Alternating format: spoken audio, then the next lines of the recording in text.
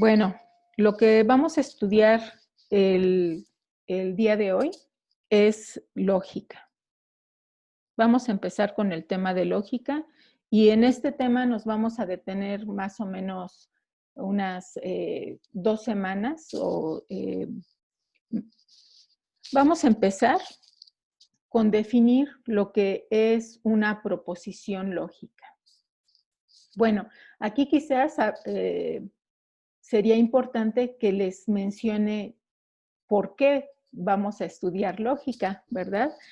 El conocimiento se construye de diferente manera dependiendo del área en donde estemos desarrollando ese conocimiento.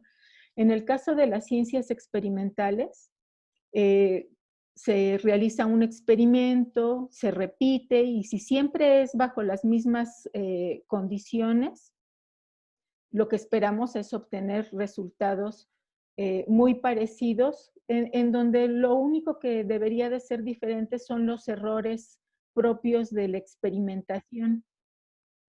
En matemáticas, no tenemos esa forma de construir el conocimiento, ¿verdad? En ciencias experimentales, biología, física, química, el experimento se empieza de un experimento en particular y si se repite muchas veces el mismo resultado, entonces se hace una teoría en general. Entonces, las ciencias experimentales construyen el conocimiento de lo particular a lo general. En matemáticas, construimos el conocimiento de lo general a lo particular. Tratamos de hacer afirmaciones, ¿verdad? Que muchas veces las tratamos como teoremas. Y si esa afirmación logramos demostrar que es válida en general, entonces podemos aplicarla a casos particulares. De este modo, decimos que las ciencias experimentales construyen el conocimiento de manera inductiva y las matemáticas de manera deductiva. Lo que vamos a hacer en esta clase en esta primera parte de lógica es empezar desde a definir qué es una proposición lógica, cómo se modifican las operaciones, etcétera. Y nuestro objetivo va a ser llegar a los métodos de demostración matemática. Entonces, empecemos con la definición de proposición lógica.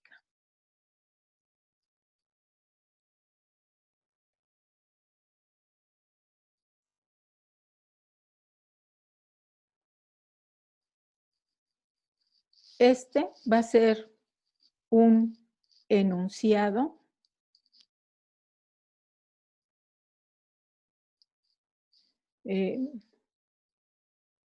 una afirmación, puede ser, o una oración declarativa,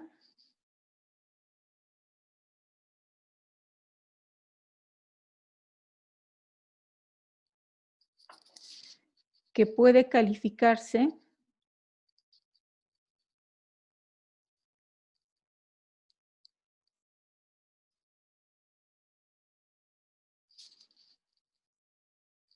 como falsa o verdadera.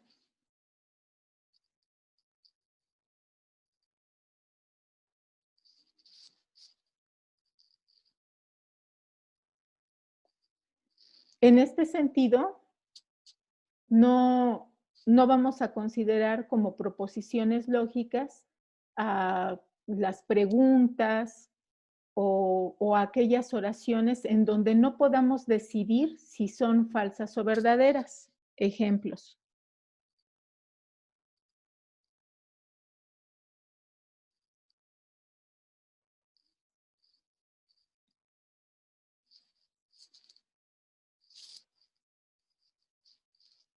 el 12 de agosto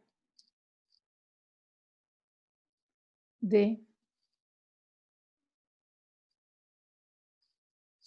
2020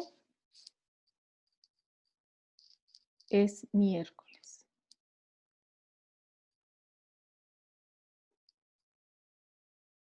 ¿Sí? El 12 de agosto del 2020 es miércoles. Entonces, en este caso, no hay lugar a dudas de que esta oración es verdadera.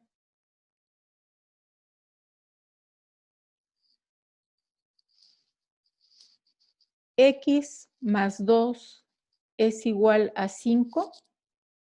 Aquí, dependiendo del valor que tenga X, entonces, como no estamos dando esa información que nos permita, sin lugar a dudas, determinar si este enunciado es cierto o no, simplemente no es proposición lógica.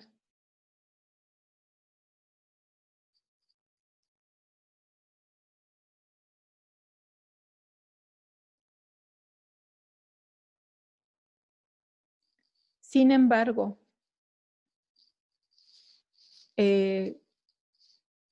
si decimos los números enteros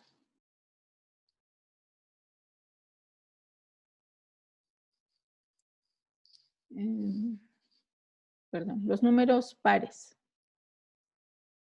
se pueden expresar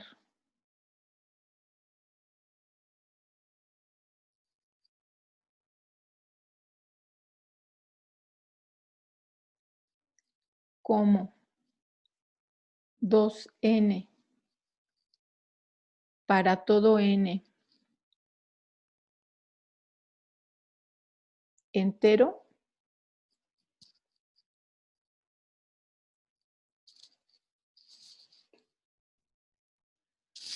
entonces esta proposición es verdadera.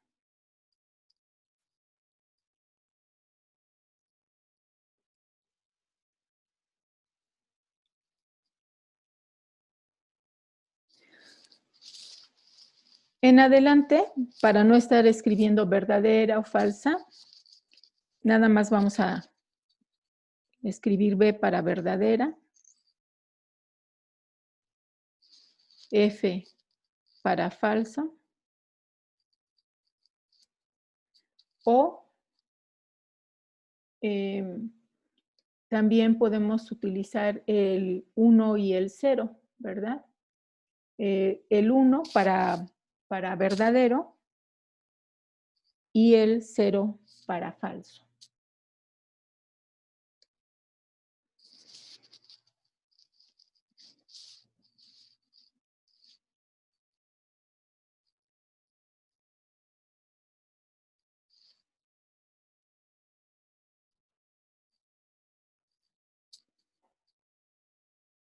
Levante la mano quien crea que esta frase es una proposición lógica. Muy bien. Esta no es una proposición lógica porque no permite ser evaluada como verdadera o falsa.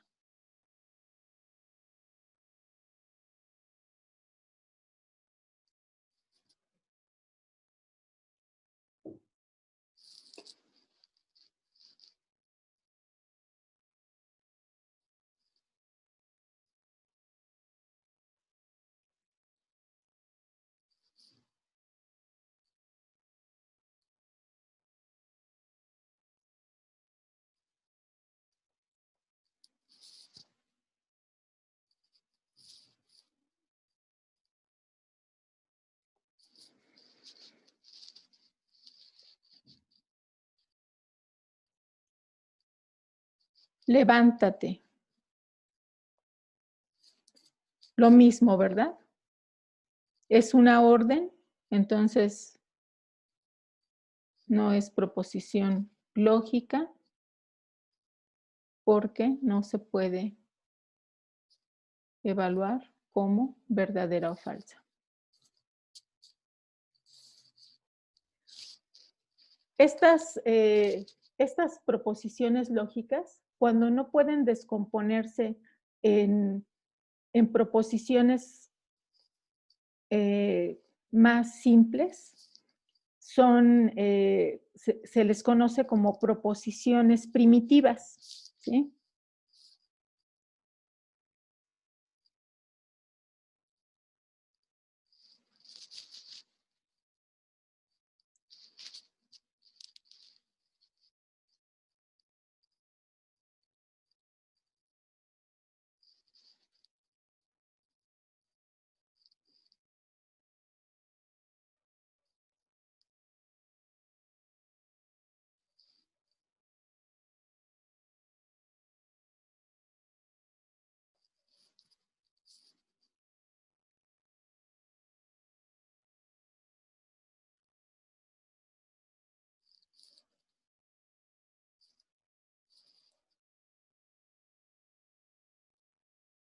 En otras proposiciones lógicas más simples.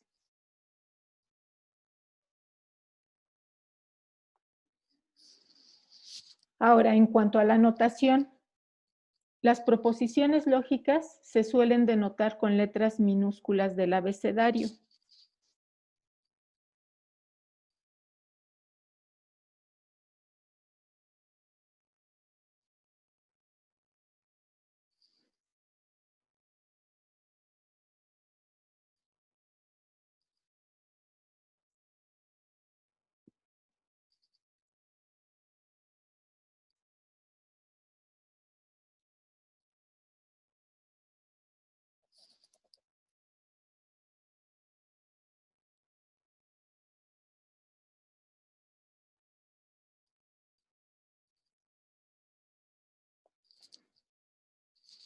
La notación en matemáticas a veces sí es estándar y hay que tratar de respetarla. Entonces, si en este caso las proposiciones lógicas se denotan con letras minúsculas del abecedario, hay que tratar de respetar esa notación y en caso de que por, por ser más claros en alguna exposición tengamos que utilizar una letra mayúscula o una letra del alfabeto, aclararlo en ese momento. Eh, por ejemplo, las letras mayúsculas del abecedario se utilizan para puntos, para matrices. Entonces, sí hay que tratar de respetar la notación estándar. Bueno, ahora,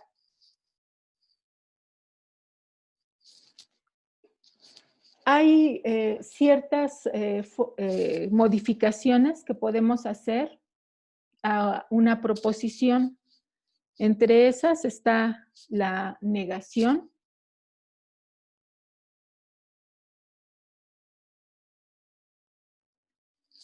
Y cuando la negación es a una proposición simple, lo que se suele negar es el verbo.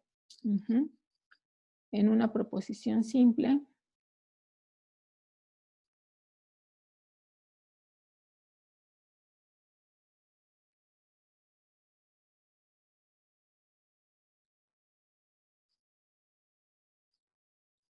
Se niega el verbo. Y hablo de proposiciones simples porque más adelante vamos a ver proposiciones con cuantificadores.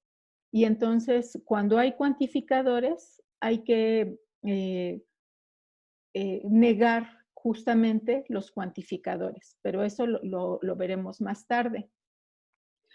Entonces, como ejemplos.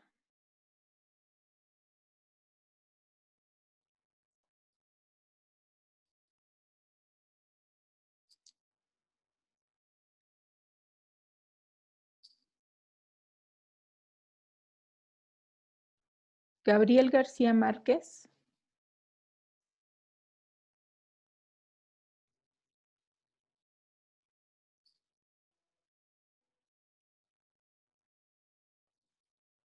escribió, vamos a poner una mentira, La región más transparente.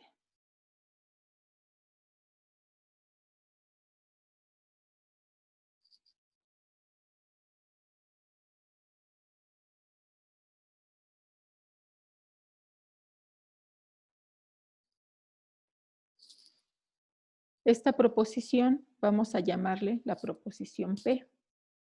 Ahora, nosotros sabemos que no es cierto, ¿verdad? Que quien escribió La región más transparente fue Carlos Fuentes. Entonces, la negación de P va a ser Gabriel García Márquez no escribió La región más transparente.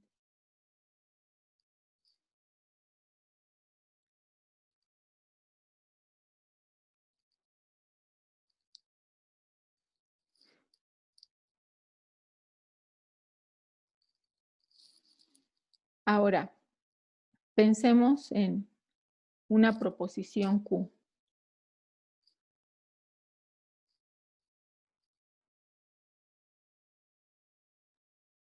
2n más 1 es impar para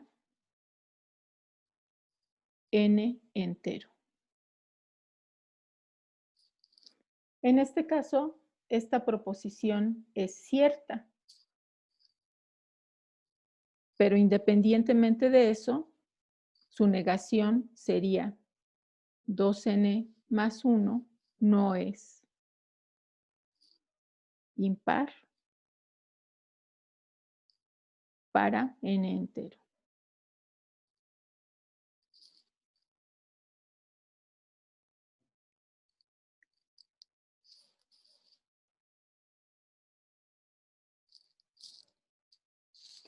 Bueno, y aquí, por cierto, no les mencioné, ¿verdad? La manera en que vamos a denotar la negación de Q, perdón, la negación de una proposición es de la siguiente forma. Se denota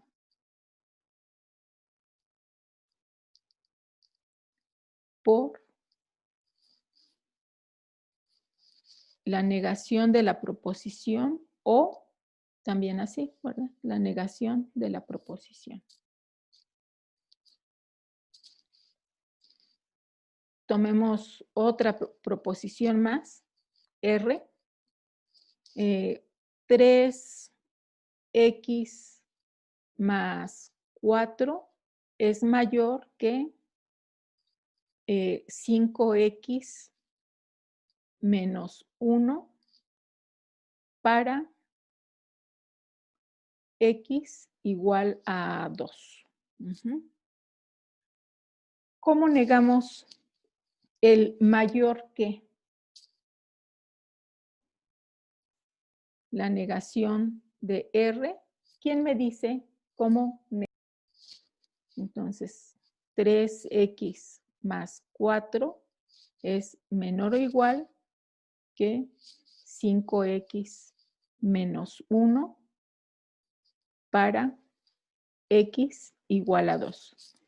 En este momento no estamos verificando si la proposición R es verdadera o falsa, únicamente estamos enfocándonos en la negación de R.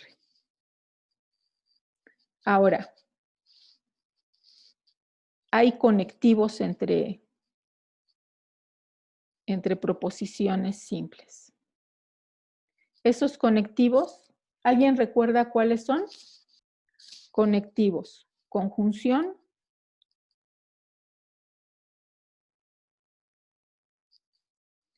y disyunción.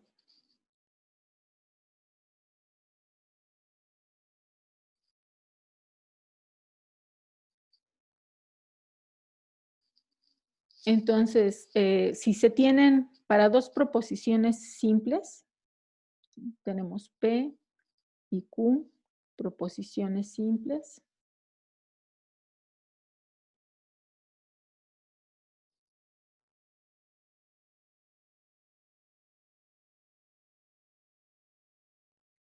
Entonces, la conjunción va a ser P y Q.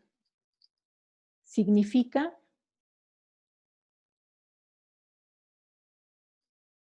P y Q ocurren simultáneamente.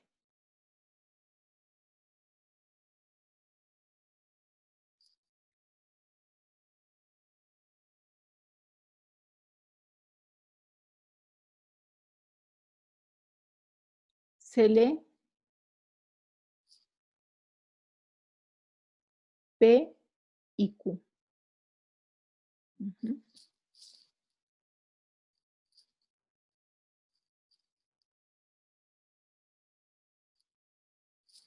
Enseguida escribimos ejemplos. Ahora, para la disyunción, otra vez, ¿verdad? P, Q, proposiciones simples.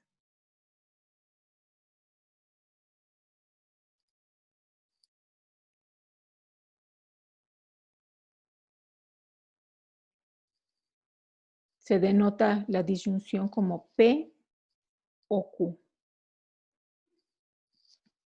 Y significa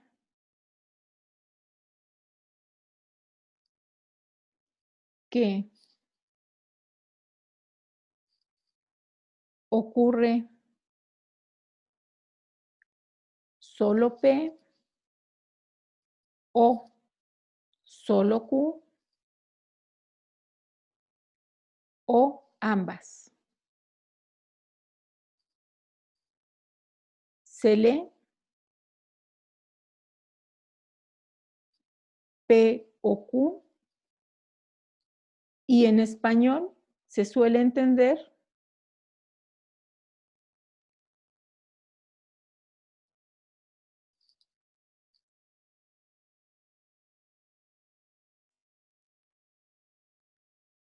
como y o, ¿verdad? Ocurre alguna de las dos solamente o ambas. Ahora, ¿cómo denotamos cuando queremos enfatizar que solamente una de ellas ocurre?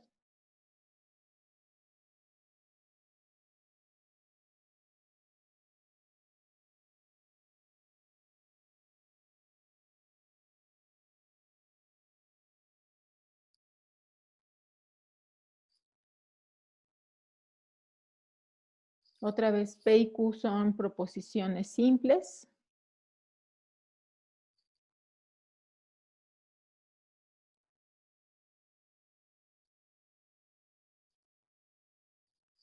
Y entonces denotamos la disyunción exclusiva así, con esta B un poco más chiquita, con una línea horizontal, con un guión, significa que ocurre solo P o solo Q, ¿sí? Pero no puede ser ambas. Y esta sí se lee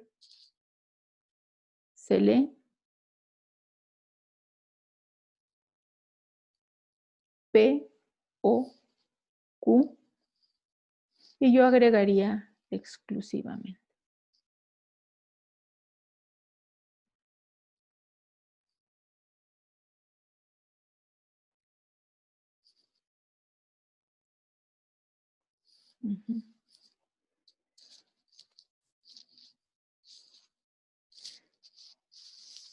Entonces, primero vamos a anotar algunas proposiciones lógicas de las que ustedes mismos me van a dar.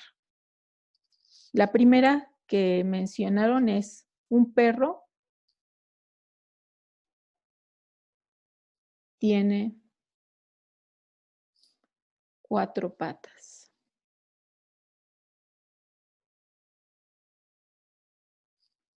La segunda que me dieron fue un perro tiene cola.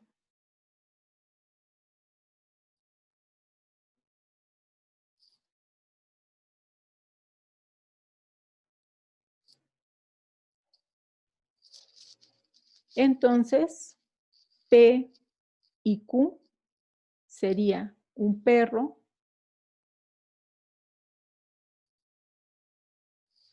tiene 4 patas. Y escribiéndolo completo sería, un perro tiene 4 patas y un perro tiene cola. ¿Qué podemos escribir como un perro tiene 4 patas y cola?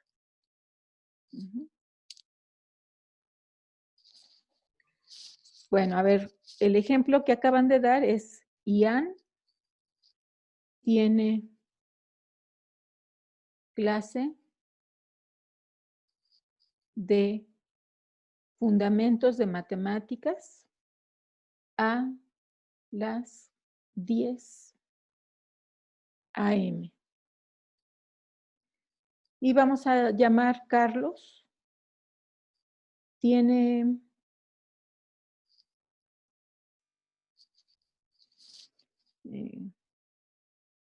clase de historia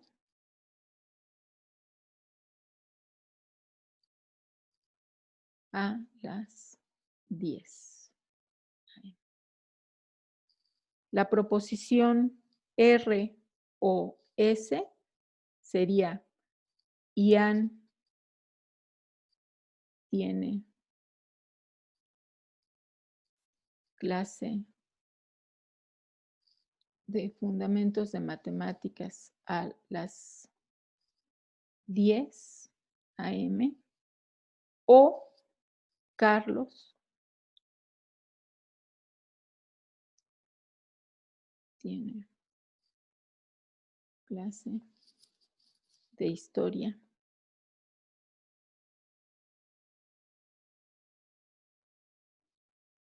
a las 10 a.m. En este caso, pueden ser verdaderas ambas. Puede ocurrir que Ian tenga fundamentos de matemáticas a las 10 y Carlos de historia a las 10, o que solamente una de estas dos proposiciones sea verdadera, y basta con que una sea verdadera para que en este caso la disyunción sea verdadera. Ahora, si en vez de Carlos aquí escribimos Ian en ambas proposiciones, entonces no va a ser posible que tenga fundamentos de matemáticas e historia ambas a las 10 de la mañana. Por lo tanto, ahí sería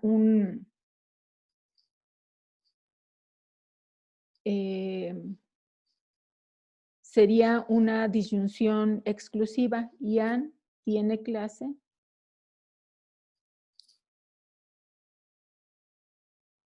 de historia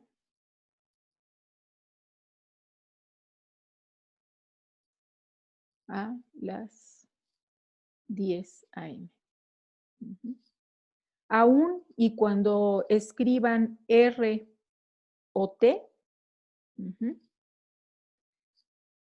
esa R o T, como solamente puede ocurrir una de las dos proposiciones, en este caso, esa proposición sería equivalente a R, disyunción exclusiva, T. Vamos a escribirlo.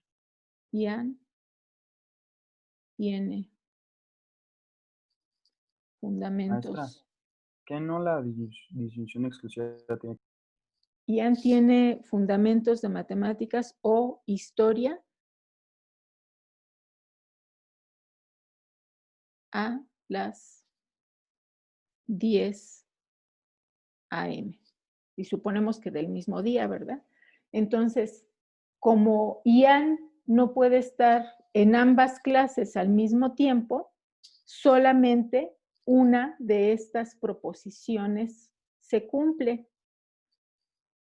Cuando tenemos R o T, recuerden que bueno, esta proposición va a ser verdadera si una se cumple, si solo una se cumple o si las dos se cumplen, ¿verdad? Y en este caso, como no pueden cumplirse las dos al mismo tiempo, esta proposición va a ser equivalente a R exclusiva T. ¿Sí? Eso no siempre ocurre esta equivalencia. ¿Sí? Este es un ejemplo en el que por las circunstancias, de hecho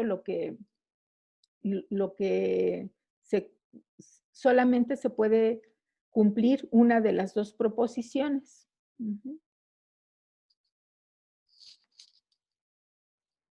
Hoy es martes.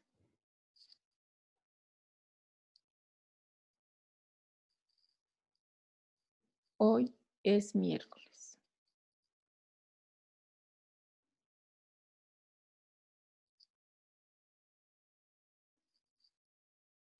Aquí solamente una de las dos se cumple. Bueno,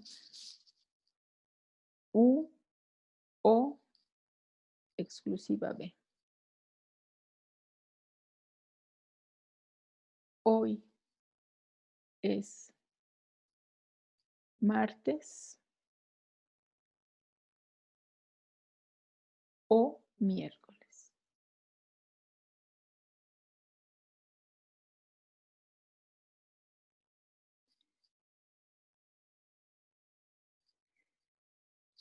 En español, sí tendríamos que escribirlo de esta manera. Hoy es martes o miércoles. Y para distinguir con el U o B,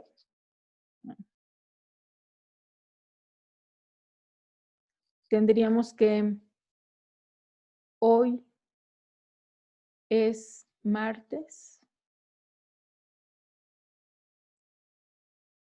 y o miércoles.